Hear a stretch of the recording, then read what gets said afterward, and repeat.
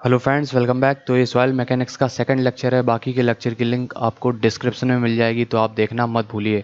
तो आज हम लोग पढ़ेंगे various names of soil. Soil कितने प्रकार की होती है और उसके कौन कौन से नाम हैं। तो पहले नंबर की है बेंटोनाइट। देखिए, ये एक प्रकार की क्ले होती है और इसमें एक मिनरल पाया जाता है मोंट मोरिलोनाइट।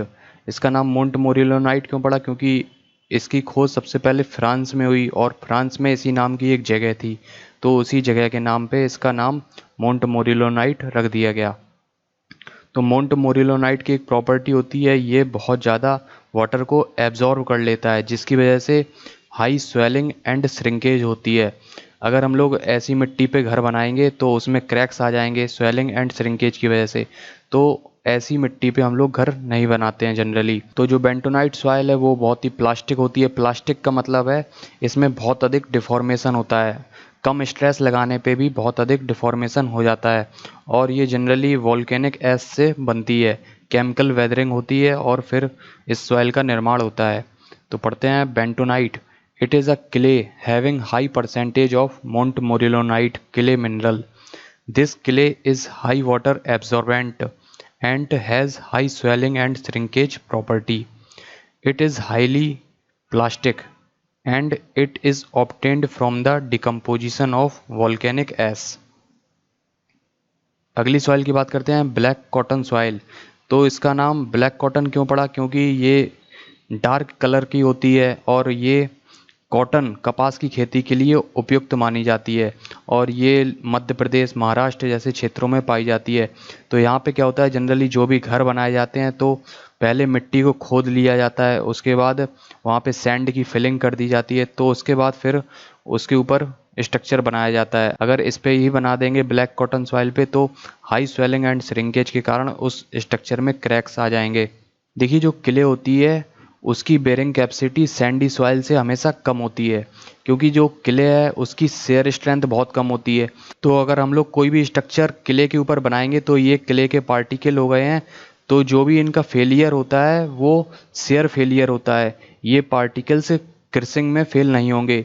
शेयर फेलियर यानी इन दोनों पार्टिकल्स के बीच कुछ फ्रिक्शन लग रहा होगा, तो शेयर फेलियर में क्या होगा, ये पार्टिकल यहाँ से यहाँ आ जाएगा, इन पार्टिकल्स के बीच शेयर होगा। तो जो भी सॉइल की स्ट्रेंथ है वो मेनली डिपेंडेंट होती है शेयर स्ट्रेंथ पे। तो शेयर स्ट्रेंथ एक बहुत ही इंपॉर्टेंट प्रॉपर्टी है सॉइल की। तो ब्लैक कॉटन सॉइल की बात करते हैं। It is a residual soil obtained from decomposition of basalt rock. तो इसका निर्माण बेसाल्ट रॉक से होता है। तो ये क्वेश्चन आया हुआ है objective. Contains high quantity of montmorillonite clay mineral. तो इसमें भी हाई क्वांटिटी में मोंट मोरिलोनाइट क्ले मिनरल होता है, तो इसमें भी हाई स्वेलिंग एंड श्रिंकेज होगा। High swelling and shrinkage property and very low bearing capacity, और इसकी जो बीयरिंग कैपेसिटी है वो बहुत ही कम होती है। अगले नंबर की बात करते हैं, लॉयस। तो जो लॉयस होती है ये एक प्रकार की एओलियन सॉइल होती है और ये हाईली पोरस होती है। जो भी पार्टिकल्स हैं वो आ रहे हैं विंड द्वारा ट्रांसपोर्ट होके एक के ऊपर एक आते जा रहे हैं, तो ऊपर से इनके कोई लोड नहीं आता है, तो ये हाईली पोरस होते हैं। And friable. फ्राइबल का मतलब है अगर हम इस सॉइल को हाथ में लेके क्रश करते हैं, फोर्स लगाते हैं, तो ये पाउडर फॉर्म में कन्वर्ट हो जाती है, तो इसको बोलते हैं फ्राइबल। और ये हाईली कंप्रेसिबल होती है और इसके जो पार्टिकल्स होते हैं सिल्ट के, इनके बीच कोई केमिकल बॉन्डिंग नहीं होती है, लेकिन इनमें कुछ सीमेंटस प्रॉपर्टी पाई जाती है। कभी कभार क्या होता है, वायुमंडल से एटमॉस्फेयर से कुछ कैल्शियम कार्बोनेट के कुछ पार्टिकल्स आके मिल जाते हैं, जिसकी वजह से इसमें कुछ सीमेंटस प्रॉपर्टी आ जाती है। लेकिन जब ये वेट होती है, इसमें वाटर ऐड होता है, तो इसकी सीमेंटस प्रॉपर्टी खत्म हो जाती है। ओके, तो लॉयस के बारे में पढ़ते हैं। Loess is a wind blown deposit of silt. It is highly porous and friable, hence it is highly compressible. चौथे नंबर की है loam. It is a mixture of sand, silt and clay. Loam is also called garden soil. तो loam को हम लोग garden soil भी कहते हैं। ये मिक्सचर होता है सैंड, सिल्ट एंड क्ले का। तो गार्डन सॉइल पे क्वेश्चन आया हुआ है। तो देखिए जो भी हम लोग खेती बाड़ी करते हैं तो उसमें लोम सॉइल का यूज़ किया जाता है। अगर हम लोग खेती बाड़ी में ओनली क्ले यूज़ कर देंगे तो वहाँ पे क्ले की वजह से क्या होगा, वहाँ पे परमेबिलिटी बहुत कम होती है क्ले की। तो जो पेड़ पौधे हैं उनकी रूट्स को पानी एक्सट्रैक्ट करने के लिए बहुत अधिक फोर्स लगाना पड़ेगा, जिससे कि जो क्रॉप की यील्ड है वो कम हो जाएगी। 5वें नंबर की बात करते हैं मक।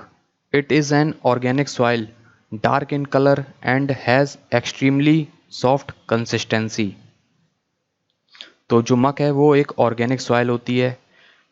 अगले नंबर की सॉइल की बात करते हैं पीट। पीट is also organic soil but structure is fibrous. It is highly compressible and forms in swarms. Swarms होता है दलदल। तो दलदल में क्या होता है, पेड़ पौधे उगाते हैं, उसके बाद क्या होता है वहाँ का पानी सूख जाता है, तो जो पेड़ पौधे हैं उनका डिकम्पोजिशन हो जाता है और उसके बाद इस सॉइल का निर्माण होता है। अगले नंबर की है इंडोरेटेड क्ले। तो जो क्ले होती है वो हाई हीट एंड प्रेशर की वजह से हार्ड हो जाती है, तो इसको बोलते हैं indurated clay. Hardening of clay due to heat and pressure is called indurated clay. आगे बात करते हैं लिथिफिकेशन क्या होता है। देखिए जो क्ले पार्टिकल्स होते हैं वो हाई प्रेशर की वजह से एंड सीमेंटेशन एक्शन की वजह से रॉकी मास में कन्वर्ट हो जाते हैं, इसको बोलते हैं lithification. Conversion of unconsolidated material into rocky mass due to the action of pressure and cementation is called lithification। आगे बात करते हैं सॉइल वाटर रिलेशनशिप। देखिए जो सॉइल होती है ये एक सॉइल के कुछ पार्टिकल्स हो गए हैं, सॉइल के सॉलिड्स हो गए हैं, इनके बीच क्या होता है, कुछ स्थान पे वाटर भरा होता है, ये कुछ वाटर हो गया, ये वाटर हो गया, यहाँ पे वाटर, और बाकी स्थान पे एयर होती है। तो तब हम लोग इसको ऐसे डायग्राम में दिखाएंगे तो इसको हम लोग बोलते हैं फेज डायग्राम।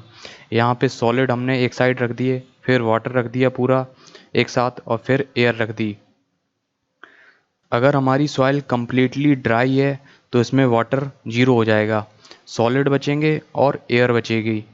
और अगर कम्प्लीटली सैचुरेटेड है तो इसमें एयर ख़त्म हो जाएगी, सॉइल के सॉलिड बचेंगे और वाटर बचेगा। तो इसको बोलते हैं हम लोग थ्री फेज डायग्राम। ये क्वेश्चन आया हुआ है, और इसको बोलते हैं हम लोग टू फेज डायग्राम, और इसको बोलेंगे two phase diagram. Soil can be represented by a phase diagram representing all three faces in it, that is solid, water and air. The soil is called a three-phase system. However, completely dry soil and completely saturated soil is a two-phase system. तो इसको ध्यान में रखिए आप, इस पे भी question पूछा गया है। तो यहाँ पे हम लोग एक साइन कन्वेंशन फॉलो करेंगे। इस साइड हम लोग लेफ्ट साइड हम लोग वॉल्यूम शो करेंगे और राइट साइड वेट शो करेंगे। तो volume of solids Vs, volume of water Vw, volume of air Va, और यहाँ पे एयर और वाटर का वॉल्यूम हो जाएगा Vv, वॉल्यूम ऑफ वॉइड्स, और जो टोटल वॉल्यूम है उसको हम लोग V से रिप्रेजेंट करेंगे। यहाँ पे वेट देखते हैं, ये हो गया वेट ऑफ वाटर Ww, ये हो गया वेट ऑफ सॉलिड्स Ws, और टोटल वेट हो गया W, weight of air equal to 0। तो यहाँ पे हम लोग कुछ बेसिक डेफिनीशंस देखते हैं। पहला हो गया है वाटर कंटेंट।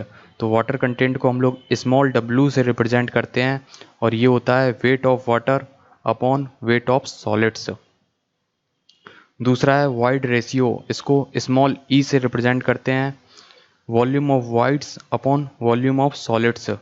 कभी कभी क्या होता है यहाँ पे हम लोग वेट ऑफ सॉलिड्स की जगह टोटल वेट ले लेते हैं, तो उसकी वजह से क्या होता है, अगर हम लोग यहाँ पे टोटल वेट ले लेंगे, अगर उस सॉइल के सैंपल में पानी की मात्रा बढ़ी तो उसका टोटल वेट भी बढ़ जाएगा। तो इस प्रकार से हम लोगों को एक फिक्स रिजल्ट नहीं मिल पाते हैं। जैसे जैसे वाटर कंटेंट चेंज होता है वैसे वैसे यहाँ पे अगर हम लोग नीचे WT लेते हैं टोटल वेट, तो वो भी चेंज होता चला जाता है। अगर यहाँ पे हम लोग वेट ऑफ सॉलिड्स लेंगे तो ये हमेशा कांस्टेंट रहेगा, तो उससे हम लोग फिर वाटर कंटेंट निकाल लेते हैं। नोट की बात करते हैं, E void ratio in sand would be in the range of 0.5 to 0.7। तो सैंड में जो वाइड रेशियो है उसकी रेंज 0.5 से 0.7 के आसपास रहती है, और इन क्ले की बात करते हैं तो इसकी रेंज 0.9 से लेके आगे कुछ भी हो सकती है। देखिए जो वाइड रेशियो है वो सैंड का कम क्यों है, क्योंकि जो सैंड में वाइड्स होते हैं, वॉल्यूम ऑफ वाइड्स वो कम होते हैं, क्योंकि सैंड के पार्टिकल्स का साइज बड़ा होता है और जिसके पार्टिकल का साइज बड़ा होगा उसमें कम वाइड्स होंगे। क्ले में पार्टिकल का साइज बहुत छोटा होता है, जिसकी वजह से उसमें वॉल्यूम ऑफ वाइड्स भी ज़्यादा होते हैं, जिसकी वजह से क्ले का वाइड रेशियो ज़्यादा होता है हमेशा सैंड से। Void ratio is larger in smaller grain soils. Okay, third number की बात करते हैं। पोरोसिटी क्या होती है? पोरोसिटी को हम लोग स्मॉल n से रिप्रेजेंट करते हैं। ये होती है volume of voids upon total volume. चौथे नंबर की डेफिनेशन है डिग्री ऑफ सैचुरेशन, इसको हम लोग S से रिप्रेजेंट करते हैं। ये होता है volume of water upon volume of voids. For completely saturated soil S equal to 1। अगर सॉइल कंप्लीटली सैचुरेटेड है तो उसके लिए डिग्री ऑफ सैचुरेशन की वैल्यू 1 हो जाएगी, क्योंकि उसमें जो वॉल्यूम ऑफ वाटर है वो वॉल्यूम ऑफ वाइड्स के बराबर हो जाएगा। For completely dry soil S equal to 0। तो ड्राई सॉइल के लिए इसमें वॉल्यूम ऑफ वाटर की वैल्यू 0 हो जाएगी और फिर S इक्वल टू 0 हो जाएगा। नेक्स्ट बात करते हैं परसेंटेज एयर वॉइड्स, तो इसको हम लोग ईटा A से रिप्रेजेंट करते हैं। ये होता है volume of air upon total volume. Next है एयर कंटेंट, इसको AC से रिप्रेजेंट करते हैं और ये होता है volume of air upon volume of wides. यहाँ पे एक रिलेशन बनता है AC प्लस S बराबर 1, air content plus degree of saturation बराबर 1। तो एयर कंटेंट क्या था? एयर कंटेंट है volume of air upon volume of voids, degree of saturation है volume of water upon volume of voids. तो इसको हम लोग तब ऐड करेंगे तो volume of air plus volume of water ये हो जाएगा volume of voids upon volume of voids, तो ये बराबर 1 के हो जाएगा। तो दोस्तों आज की वीडियो में इतना ही। वीडियो पसंद आई हो तो लाइक कीजिए, शेयर कीजिए और अगर अभी तक आपने हमारे चैनल को सब्सक्राइब नहीं किया है तो सब्सक्राइब करना मत भूलिए। मिलते हैं अगली वीडियो में। Thank you.